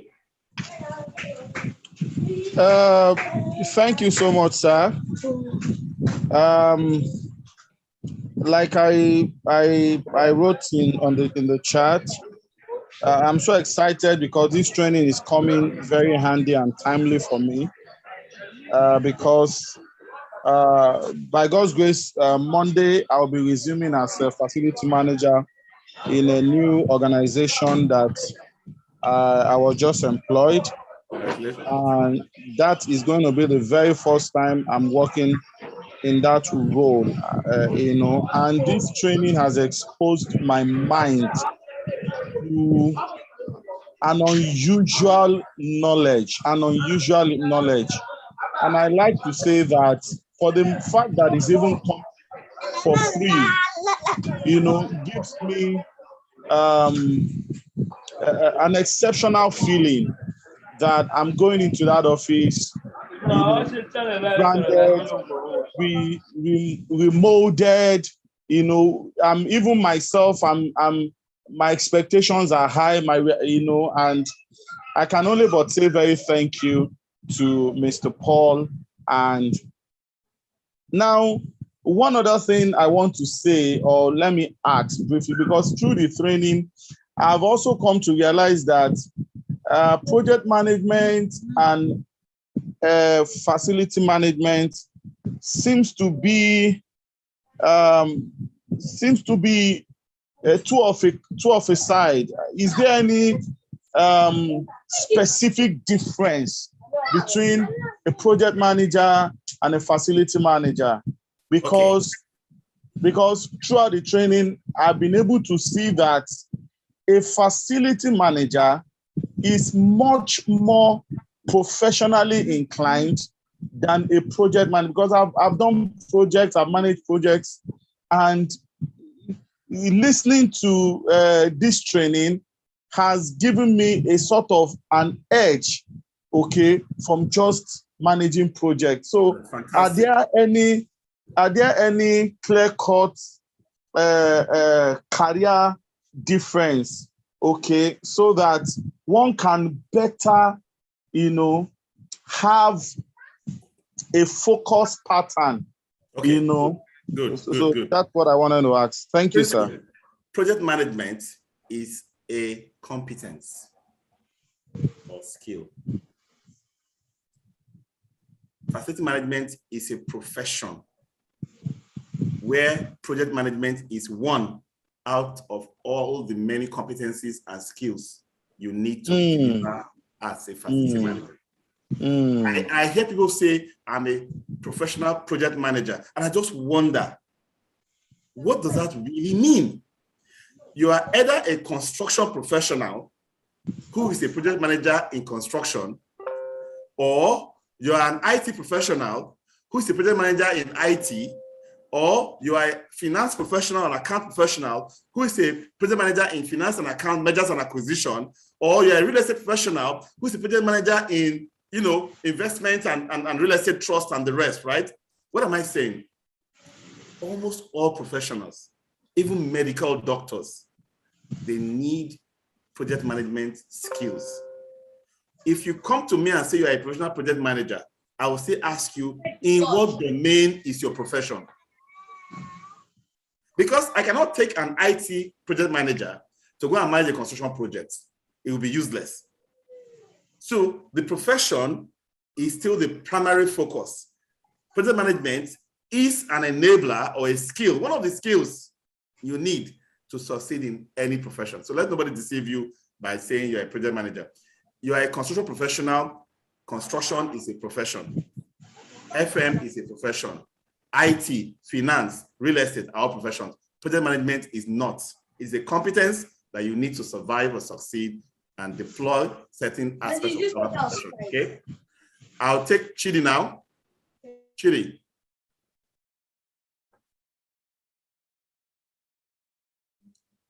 Chidi is not going to speak. He's not there. So is there anybody else that I need to promote it? I think I've taken everybody that is here. I just want to say to everybody that are on this program, there's something you can do for Max-Migold. I know all those, thank you, Mr. Paul, thank you, Max-Migold, but you can do something for us. You can go to our Facebook page and like Max-Migold. You can join our groups in Facebook and our Telegram groups. You can go right now to LinkedIn and please search for Max-Migold and follow the company. And then you can also connect with me on LinkedIn as well. But above all, go to Google. All of you have phones and there's Google in your phones.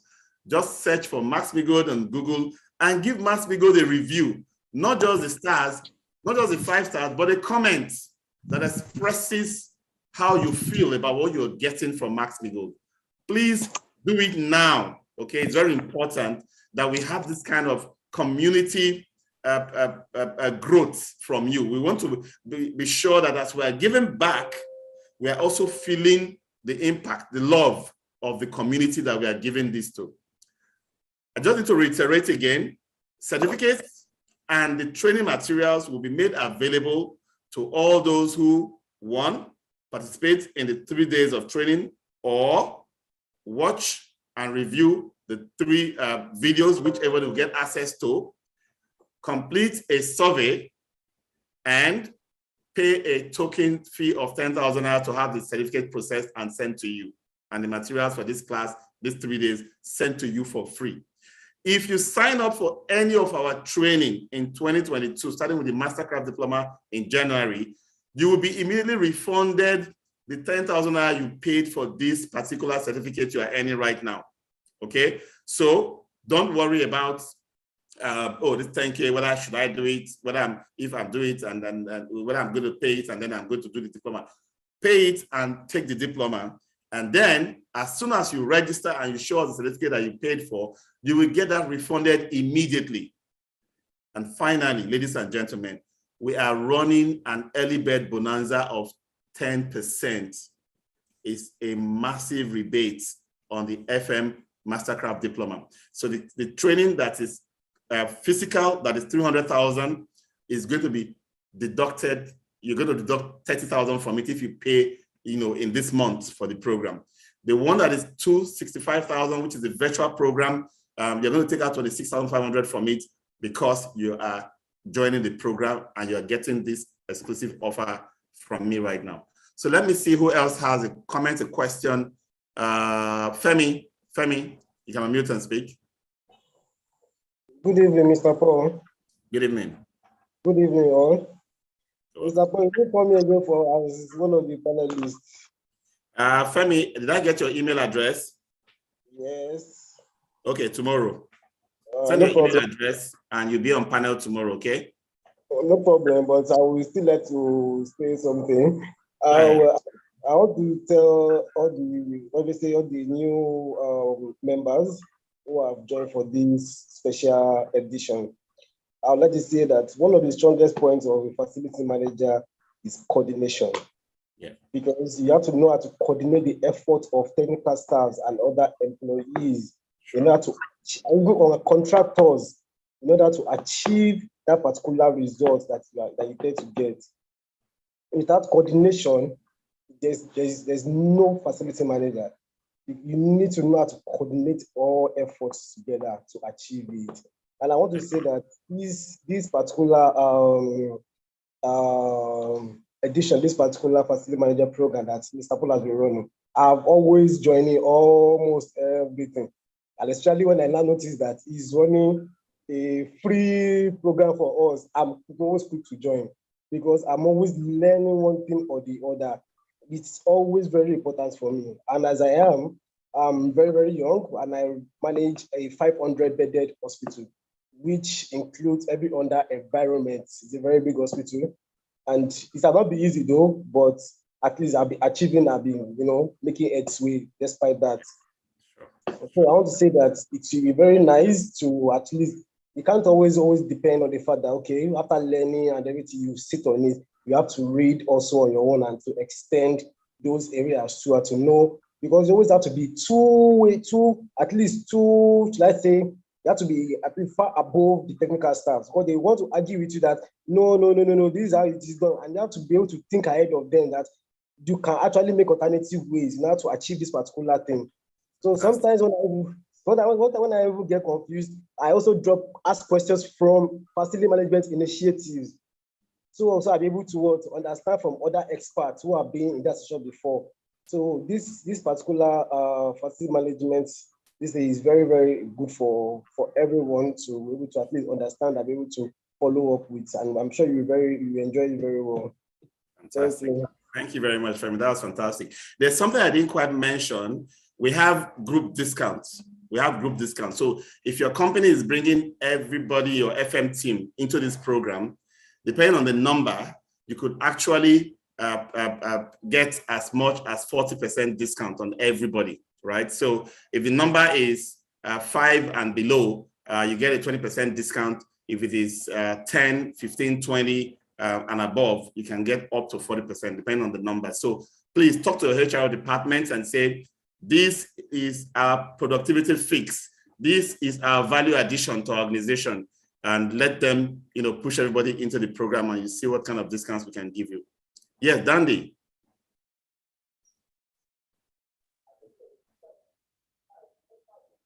Dandy, are you there? Okay. Good our evening. time is, we just have a few minutes more. Yes, go ahead if you're there. Go ahead. Good evening. My name is Dandy. I studied estate management from the best of Nigeria, Suka. I think a friend of mine introduced me to this. Your company. I was supposed to run the program earlier this year, but due to some challenges, I couldn't. I appreciate you for all you're doing. It's not easy. Coming to bring this thing free is not easy. In this world of ours and the challenges, the economic challenges everywhere. I really appreciate that. But I wanted to ask, for the diploma courses, I want to know the breakdown. Then if you're applying for it, is it possible for one to pay instrumentally, like your fee? Yes. Or yes, be a yes, one-time payment? Yes. No. So we have instrumental payments. Yes, you can pay 50% and start the program. So if you start paying now, by the time the class starts on January 10th, you must have paid half, right? And then within the next 1 month into the class, you pay the balance. Okay, I really appreciate that. Then I would like but to get again, just 1 minute, Dandy. If you are taking payment, you don't get a discount. Let's just be clear on that, right? If you're taking installment payment, there's no 10% discount, okay? Okay. Yeah, that's how it works. Okay. Thank you so much. All right. I see that those are all the people that have been promoted to talk.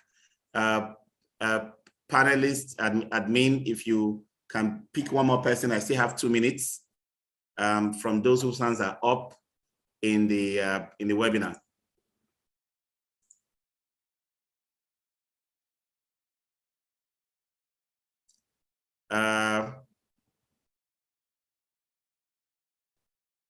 Let me see who's been brought up. I thought I would get a lady brought up. Looks like we're not listening to any of them today. Olumide, are you a man? I'm a male. I'm a man. Yeah, good evening, Mr. Paul, Mr. Paulo. Good evening. Yeah, my name is Olumide. I'm into facility management. Well, I work with a real estate. Real estate is into facility management and also in project management.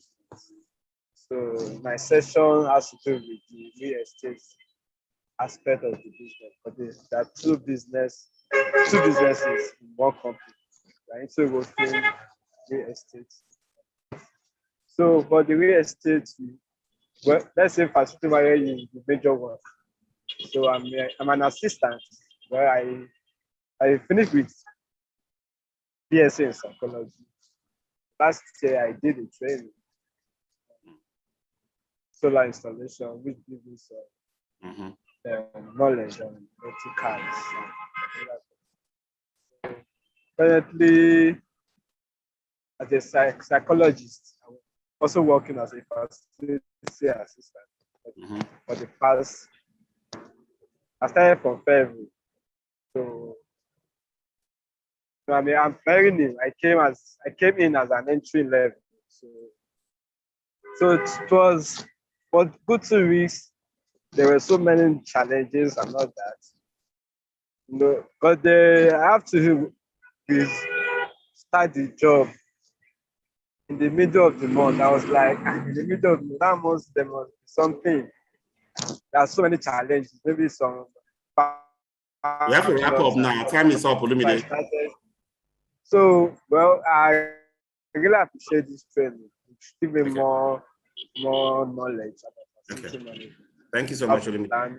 Bless you. Thank you. So, finally, on a final note, if you are working in facility management right now, or any related professions, take this training so that you can anchor yourself for your future career. Too many experienced FMs have lost their job and they're no longer being considered for FM jobs because they've not been trained. They have certain bad practices they have gathered over the years that they've not modified into best practices because they've not had the training. And so they are struggling to find jobs. Whereas there are hundreds and thousands of jobs looking for FMs who know what they are doing. Employers are now smart to know that FM is not just a job you can do anyhow. So if you don't know it, within 5 minutes in an interview, they know this one is just trying to use, how do you put it, church mind to win this job. You'll fall flat on your face. All right, so that's the first. Secondly, if you are out of any of those engineering, quantity surveying, architecture, any of the built environment courses, and you want to rise quick up in this built environment, enter FM now because the opportunity in FM is huge. I was going to a class in Unilag to teach master's degree students. I met my senior in school when I was an undergraduate. He was coming for a master's class as a student. What was the difference? The difference is that I moved into facility management and I went all out, and I'm now an exceptional leader in FM teaching master's degree students, whereas those other people who are in the built environment, architects, engineers, and the rest, they are still struggling with the career paths. FM is a differentiator if you're in the built environment. So don't wait. And like I said yesterday, the built environment construction can win. If the economy goes down, construction will go with it. If the buildings are all built up, construction will stop. But both the old buildings and the new ones being built will be managed by people. So the opportunities for FM is going to keep expanding, while the opportunities for other professionals in the business environment is going to keep narrowing down. So please take this opportunity now and put your foot in the door. People have wasted time. 2017, they wanted to. 2018, they wanted to. 2019, they wanted to. Their career is still stagnant. Whereas those who just came out young, took the bull by the horn, they've changed jobs twice in 4 years, and they're not earning 300,000 or more. So please don't mess with your career again, okay? This is an opportunity for you to elevate and make that change. Don't think it is money. Money is not an issue, because in less than 3 to 4 months, 6 months, you have made the money back, even if you took it as a loan, okay? So thank you very much. I'm going to end at this point. It's 7:04. and we've taken as much as we can. Please prepare for tomorrow and come in early so you can get a seat in the webinar. Thank you and bye-bye. Good night, everybody.